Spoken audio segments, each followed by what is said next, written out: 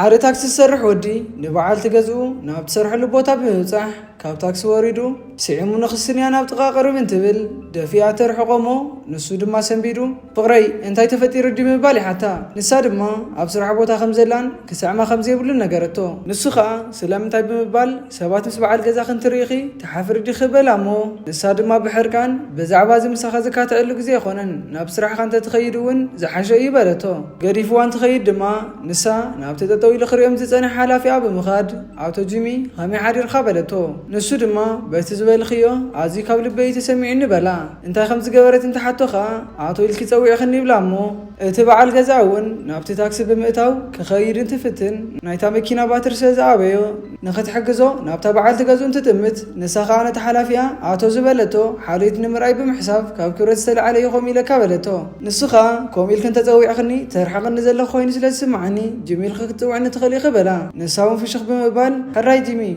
هم تزول خاي يخون بلتو اتبع الجزا دما كابت مكينا بموراد نخت حقزو اندريا بمبال كدهايا جمره سمعتو سقنت تبلون اتحلافيا شفيري طوع خمزلو ينغرامو نساون زوريلا ناو بمراين عا خمزي خون انت تنغرو اتبع الجزا ون دقيمو اندريا بمبال بجاخن عبلا اتحلافيا ون بسمكي زواعك زلو سلازي نعاخي خيخونه يترفن انت بلا نسا دما بحركان حرايك خيري بمبال بقطعنا بتبع الجزا بمخاد انت خمز دله حتتتو نسو دما فوري مكينا سلازابيتني نمدفاك تحجزني دلل خبلا نسا دما كخون كم زي خيل انت تنغرو سلامتك تحجزو خم زي تخيل انت حتى ون نسا كل جزا نعايك تحفرني خاطرلي سلامتا مكينا زغوتت يتوع ويون زدل خايب زي تكبر بمبال كابزن خيل نغيراتو تخيد ناب تود تتملسون انت تاكسي زواري انت يا مخان انت حتى مانم خم زي خونن ناي غوربيتا غوربيت خمز نبرن ገንዘብ ንختلك حون كم زحاتتا بمنغار كتامنا فتنت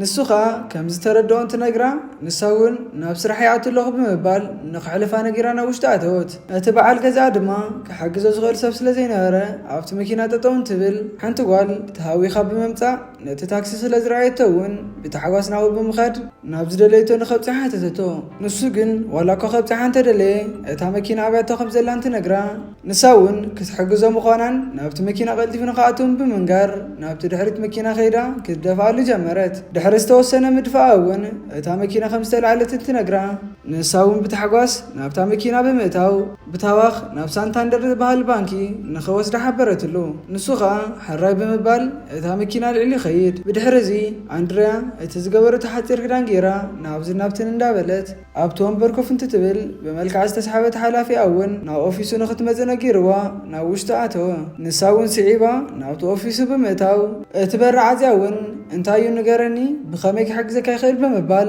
كتوارزي له جمرت نسون كافت خوف زلل ومبر بمتسا ناخذ خون حدش نغر لني بلا انتاي مخانو انت حتى دما دومسكي كوسخل خو حاسب له بلا نسا دما بتحغوس ناي بحق خوم هم حسب انت حتو او بمبالي من سلامو نساخا سلامت خوم خغبر كم حسب حتتو نسو دما بتينا يسرح زلك صب قرازنتي انت بلا نساونا مسكينا كل غزا تزبلص ነገር ንኽትገብር ከም ትጽዕር እንት ተናግሮ ንሱውን ተመሲቱ ናብ ጥቓብ መቕረብ ክብሎ ዝደለይ ነገር ከም ዘሎ ብምንጋር ናብ እዝና ቀሪቡ ከም ዝፈተዋ ይነግራ ንሳውን ካባይ ክስሕበካ ዝኸኣለ እንታይ ምዃን ንገረን ትብሎሞ ንሱውን ብጎብዝናኽን በቲ ዘደንቕ ስብእናኽን ይበላ ንሳ ድማ ስለትጥዕሙን ሓላይን ቃላት ካየመስግነካ እንተኾነ ግን ኣነፍቃረለኒ ይበለቶ أفكاريا اتزوار تخصم خان تحت دما بنعقد نسو خمزي كونن مسكوم زول سباتون كتخون كم زي تخيل بمنقار بحاسوت ملستلو تلازمني يلون تحت ون كال أفكار خمزة لو أنا قررتمو نسوون زب مسترهك تهزي زلكي بزبلزة نخفلتك ونعدلها بنبلا نساون نخت حاسب له كذا خمزة اللي بمنقار عند حاجة تخاف تخفلوتت بدحر زون نتاقوال أبز دليتو بوتا خمزة بزحان تنقرا نساون حساب تهبومو ملس خمزي حازن تنقراون دحار كبا خمزة خيل بمنقر بتهوا كابتو مكينة وريدا تخير نسو دما نتغنزب نمهاب أبتبرك تبايا دحر مزنحو نسام سحادة مسارحتا تميسان تتوتي كتوعا جمرمو نساون باقراموت كساب حساب زلخا بلتو نسو دما حساب كنا خبل سلخي لايا أبز زلخو بلا نساخا اتغنزب نخحزو على كوانتا نقرتو نتا مكينة نخل عزفز حقز خني ناي تاكسي يخفلكم بمبال ገንዘብ አመለሰላ ንሳ ድማ ነቲ ገንዘብ በመቀበል ተመስግኖሞ ጸገም ይብሉን በመባል ዝገብሩን ተዚሃሊውን ከይድ መኻኑን ትነግራ ደዋቢላ ንኽጸንሕን ንሱቕን ዕሰቡ ምዃኑ እውን ገናሕ መኪናውን ስለ ዘልዮም ንሓደ ሰም ክቆፅርዎ ከም ዝደልዩ ሓበረትሎ። ንሱ ድማ ብታሕጓስ ናይ ብሓቂ ምዃና እንተሓታ ንሳኻ በቲ ሓሳብ ተተሰማሚዑ ካብ ጽባሕ ክጅምር ከም ዝኽእል ብምንጋር ነቲ ምሳኣ ዝነበረ ወዲ እውን ዋን ይበሃል መሳርሕተይ ብምባል ኣላለየቶ። ንሱ እውን ኢዱ ብምዝርጋሕ ሰላምታ እንተቕርበሉ ንሳ እውን ምስኡ ብምስራሕ ሓደስ ከም ዝበላ ትነግሮ እሞ ንሱ ድማ ሕጂ ክትኸዱ እንተደሊኹም ክወስደኩም ይኽእል የበላ።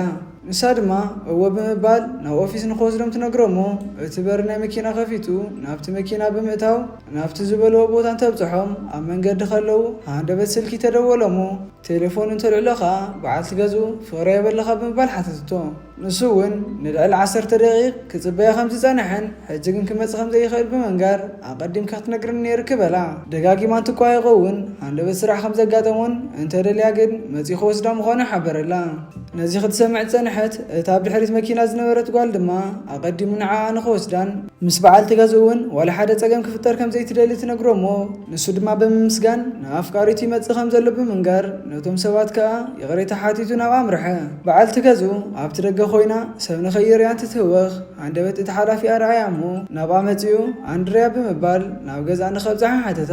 ንሳ ግን ብምምስጋን ኣቐዲማ ታክሲ ከም ዝፀውዐት እንትትነግሮ ንሱ ድማ ታክሲ ዝበሃል ኣብ ዘይረኣኹም ብምባል ከምዚ ኸማኺ ዝበላ ጽቡቓ ተዋልድ ሒዝካ ንምዝዋር ዕድል ሃብ ንበላ። ንሳ ድማ ኖኖ እቲ ታክሲ ሕጂ ኣብዚ ክበጽሕ ትብሎ እሞ ካባይ ንላዕሊ ነቲ በዓል ታክሲ ዲኸ ክትመርፂ ብምባል እንተሓታ ሃንደበት ግልጽ ትብል እሞ እቲ በዓል ገዛ ክመጽእ ረኣየቶ። ንሱ እውን ነቶም ሰባት ክምለስ ምዃኑ ነጊሩ ካብቲ ታክሲ እንትወርድ ንሳ ከዓ ንኸይድ ብምባል ናብቲ ናይ ሓላፊያ መኪና ኣተወት። ስዒቡ በዓል ገዛ ብምምጻእ ኣንድርያ ኢሉ ንኽትወፅእ እንትነግራ ንሳ ግን ብንዕቐት ንኸይድ ብምባል ገዲፋቶ ትኸይድ። ንሱ ድማ ናብቲ ታክሲ ተመሊሱ ይቕሬታ ብምሕታት ሃንደበት በዓልቲ ገዝኡ ሓሪቓ ከም ዝኸደት ይነግሮም እሞ እታ ጓል እውን ጸገም ከም ዘይብሉ ነጊራ ንኽኸይድ ነገረቶ። ናብቲ ዝደለይዎ ቦታ ኣብፂሑ ድማ በፂሕና ኣለና ብምባል ነቲ መኪና ከፊቱ የውርዳ። ንሳ እውን ብምምስጋን ድሓር እቲ ሓጋዝየይ ናበይ መጺኻ ከም ተወስደኒ ክነግረካ እዩ ብምባል ስማ ከዓ ኣሌሃንድራ ኢሉ ክጽዋዓ ከም ዝኽእል ትነግሮ። ጽቡቕ ስም ከም ዘለዋ እንትነግራ እውን ብምምስጋን ነቲ ምሳኣ ዝነበረ ወዲ ድማ በዚ ክድውለለይ ትኽእል ኢኻ ብምባል ቁፅሪ ቴሌፎኑ እንትህቦ ንሱ እውን ደሓን ዋዕሊልዎም ይኸይድ። እቲ ሓጋዚኣ ድማ ደሓና ዝኾነ ሰብ ክትቆፅር እንዳኸኣልኺ ስለምንታይ ንበዓል ታክሲ ክትቆፅር ደሊኽ ብምባል ሓተታ። ንሳ ድማ መኪና ኣብ ጋራጅ ስለ ዘላ እቲ ዕድል ክትጥቀመሉ ምዃና ነገረቶ። ንሱ ከዓ በዓል ሓዳር ምዃኑን ክትፈትዎ ከም ዘይብላ እንትነግራ ንሳ ድማ እወ ብምባል ኣብ ታክሲ እንዳሃለኹ እየ ፈሊጠ በለቶ። ከምኡ ክትገብሪ ልክዕ ኣይኮነን ትብላ ድማ ካብቶም ኩሉ ግዜ ብዘለዎም ሃብትን ገንዘብን ዝምክሑ ሰባት ወፃኢ ካልእ ሰብ ክላለ ስለ ዘለኹ እየ በለቶ። ንሱ እውን ሕራይ ብምባል ምስ ናይ ባንክ ማናጀር ኣኺባ ንኽትገብር ኩሉ ነገር ከዳልዎ ከም ዝኽእል ሓተታ። ንሳ እውን ሕራይ ብምባል ኣርፊዶም ስለ ዘለዉ እውን ንኽኸዱ ነጊራ ብሓደ ይኸዱ። ብድሕሪ እዚ እውን እቲ ሓላፊኣ ንኣንድርያ ኣብ ገዛ እንተብፅሓ ኣመስጊና ክትወርድ እንትትብል ንሱ እውን ደወቢሉ ንኽትጸንሕ ሓተታ። ብዛዕባ እንታይ ክዛረብ ከም ዝደልዩ እንተሓተ እውን ከም ንግስቲ ገይረ ክከናኸነክ ከም ዝኽእል ትፈልጥ ይኽበላ እሞ ኣንድርያ እውን እወ ግን ኣፍካሪ ከም ዘለን ነጊረካ በለቶ። ንሱ ግን ዋላ ሓደ ዲኽ ዘይፈተኽኒ ብምባል እንተሓታ ንሳ ድማ ከም ዝፈተወትን ኮይኑ ግን ነዚ ንኽትውስን ትኽክለኛ ሰዓት ከም ዘይኮነ ትነግሮ እሞ እቲ ሓላፊኣ እውን ብዙሕ ክትሓስብሎ ይግባእክን ብሓደ ንኽንኾን ዝተፈጠርና ሰባት ኢና ብምባል ከማኺ ዝበለት ምልክዕቲ ጓልን ከማይ ዝበለ ወድን ነዚ ዓለም ክንውንና ከም ንኽእል ሕሰብሉ በላ። ንሳ እውን ይርዳእኒ እዩ ኮይኑ ግን ብምባል ደስ ከም ዘይበላ ክተረድእ ዋላ እኳ እንተፈተነት ንሱ ግን ኣብ ኢድክ ዘሎ ዕድል ከይትስእንዮ ብምባል ከንፈራ ሰዓማ። ንሳ ድማ ብሕርቃን ኣይከውንኒ ብምባል ናብ ስምዒት የእትዋ ከም ዘሎ እንትትነግሮ ንሱ እውን ነዚ ናይ ፍቕሪ ዕድል ንኸየምልጣን ምስ ተፍቀርያ ተፈላለያ ምስኡ ብምዃኑ ህይወታ ንኽትጅምር ይነግራ። ንሳ ድማ ሕራይ ክገብሮ ብምባል ግዜ ከም ዘድልያ እንትትነግሮ ንሱ ድማ ክንደይ ዝኣክል ግዜ ከም ትደሊ ድሕሪ ምሕታቱ መሊሱ ከንፈራ ክስዕማ ጀመረ። ከምዚ ኢሎም ከለዉ ሃንደበት እቲ በዓል ገዛ ይመጽእ እሞ ክሰዓዓሙ እንትሪኦም እውን ብቁጥዐ ነቲ በሪ ከፊቱ ካብ መኪና ንኽትወፅእ ብምግባር ንሳ ከዓ ሰንቢራ ፍቕረይ ከረዳእካ ብምባል ከምቲ ተሓስበ ይኮነን እናበለት ክተርድኦ እንትትፍትን ንሱ ድማ እንታይ ኢኻ ክትነግርኒ ብምባል ምስቲ ሓላፊኣ ትሰዓዓም ከም ዝነበረት ነገራ። እቲ ሓላፊኣ ድማ ካብ መኪና ወሪድ ብምምፃእ ስለምንታይ እቲ በዓል ታክሲ ከምዚ ኢሉ ንክዛረበኪ ትፈቅድልለኽን ትብላ እቲ በዓል ገዛ እውን ብሕርቃን በዓል ገዛ ምዃኑ እንትዛረብ እቲ ሓላፊ ቀፂሉ እውን ስለዚ በዓል ሓዳር ይኽብ ብምባል ሓተታ ኣንድርያ ድማ እወጂ ምን ትብሎ እቲ በዓል ገዛ እውን ብሕርቃን ምስ ገዛእ ሓላፊኺ ከምዚ ክትገብሮ የተፀበኹን በላ እሞ ኣንድርያ ከዓ ብዘይ ሕፍረት ምንም ከምዘይገበረትን ንጂሚ እውን ኣብ ነፃ ዝኾናሉ ሰዓት ብስርዓት እቲ ዝደለናዮ ነገር ክንዘራረበሉ ኢና ኣብ ቀረባ እውን ከም ንራኸብ ተስፋ ይገብር ብምባል ንኽኸይድን ነቲ በዓል ገዛ ንበይ ንክትዛረቡ ከም ትደልን ነገረቶ። ጂሚ ከዓ መኪና ልዕሊ ድሕሪ ምኻዱ ኣንድርያ በጃኻ ዳንኤል ከረዳእካ ፍቐደላ ይበለቶ። ንሱ ግን እንታይ ኸ ክተርድእኒ ንዓይ ኣብ ክንዲ ሰብኣየ እዩ ምባል ናይ ታክሲ ሹፌር ምዃኑ ክተዛረብ ክበላ ንሳ ግን ብንዕቐት እንታይ ክገብር ዳኣ ደሊኻኒ ክሓፍር ትደልየኒ ዲኻ ብምባል ሓተተቶ። ንሱ እውን በዓል ታክሲ ምዃን ሓጢኣት ዲ ብምባል ተሓታ ኣንድርያ ድማ ኣብ ስራሕ ናይ ኩለን መሳርሕተይ ሰውእተን ዕውታት ሰብ ሃፍትን ኢንጂነራትን ስለ ዝኾኑ ኣነ እውን በዚ ክሓፍር ኣይደልን በለቶ። ዳንኤል ከዓ ኣንድርያ ብምባል ተሓስብ ዘለኺ ብዛዕባ ክጥራይ እዩ ስለዚ እውን ምስ ጂሚ ከም ዝደለኽዮ ክትኾኒ ኣቑሑተይ ሒዘልኺ ክወፅየ ብምባል ገዲፍዋ እንትኸይድ ንሳ ከዓ ደጋጊማ ትልምኖ እሞ ክሰምዓ ግን ኣይከኣለን። ብድሕሪ እዚ እውን ናብ መኪና ኣትዩ ቴሌፎን እንትድወሎ ኣልዒሉ ከመይ ውዒልካ በሎ እሞ ዋን ድማ ኣነ ናይ ኣልሃንድራ ሓጋዚ እየ በሎ። ዳንኤል ከዓ ሰላምታ ብምቕራብ ስልኩ ብኸመይ ከም ዝረኸቦ ሓተቶ። ዋን ድማ ብቐሊሉ ከም ዝረኸቦ ብምንጋር ኣልሃንድራ ናብ ኣኼባ ስለትኸይድ ካብቲ ትማሊ ዘውረድካና ቦታ ከይድካ ክተምፅእ ኣለካ በሎ። ንሱ ከዓ ሕራይ ብምባል ናብቲ ዝበሎ ቦታ ኸደ። ኣልሃንድራ ኣብቲ ቦታ እንትፀንሖ እውን ወሪዱ ነቲ በሪ ክኸፍተላ እንትብል ደስ ከም ዘይበሎ ረኣየቶ እሞ ዘጋጠሞ ነገር እንተሃልዩ ሓተተቶ። ዳንኤል ከዓ ስለምንታይ ከምኡ ከም ዝበለት እንተሓታ ኣብ ዓይንኻ ቁሩብ ባሂ ከም ዘሎ ስለተሰማዕኒ በለቶ። ንሱ ከዓ ምስ ነበር ኣፍካሪተይ ዝተፈጠረ ፀገሚ እንትብላ እንታይ ከም ዝተፈጠረ ድሕሪ ምሕታታ ብሓዘን ምስ ሓላፊያ ክትሰዓም ከም ዝረኸባ ይነግራ። ኣልሃንድራ እውን ይቕሬታ ብምባል ክሓተካ ኣይነበረንን በለቶ። ዳንኤል ድማ ፀገም ከም ዘይብሉ ነጊሩ እቲ በሪ ክኸፍተላ እንትብል እዚ ነገር ንኽትርስዖ ምእንታን ንእሽተይ ክንቀሳቐስ ንኽእል ኢና በለቶ። ኣኼባ ከም ዘለዋ እንተዘክራ ከዓ ንሱ ቁሩብ ክፀንሕ ከም ዝኽእል ብምንጋር ብሓደ ክንቀሳቐሱ ጀመሩ። ብድሕሪ እዚ ኣልሃንድራ ሕጂ እንታይ ክገብር ሓሲቡ ከም ዘሎ ሓተተቶ። ንሱ ድማ ሕጂ ክገብሮ ዘለኒ ኩሉ ገዲፈ ንቕድሚት ምጉዓዝ ጥራሕ እዩ ኮይኑ ግን ሕዚ ብዛዕባ ዘይኮነስ ካልእ ክነዋጊዕ ዝደሊ በላ። ኣልሃንድራ ድማ ለክዕኻ ብምባል ብዛዕባይ ክትፈልጦ ትደሊ ነገር እንተሃሊካ ክትሓተኒ ትኽእል ኢኻ በለቶ። ኣስዒቡኻ ክፈልጦ ዝደሊ ነገር ከም ዘሎ ነጊሩ ንስኸ መን ኢኺ በላ። ንሳ ድማ ፍሽኽ ብምባል ኣነ ኣልሃንድራ ይበሃል ኣብ ጥቓኻ እውን ኣለኹ በለቶ። ንሱ ከዓ እንዳሰሓቐ ከምኡ ጥራይ ዘይኮነስ ኣብ ባንኪ ትሰርሒ ብዙሕ ኣኼባን ሓጋዝን ዘለኪ ኢኺ ስለዚ ብጣዕሚ ኣገዳሲት ሰብ ክትኾነለኪ በላ። ኣነ ፋይናንስ እየ እንትብሎ እውን እንታይ ምዃኑ ሓተታ። ንሳኻ ገንዘብ ካበይ ክተውዕሎ ከም ዘለካን ዘይብልካን ዘማኽር ሰብ እዩ በለቶ።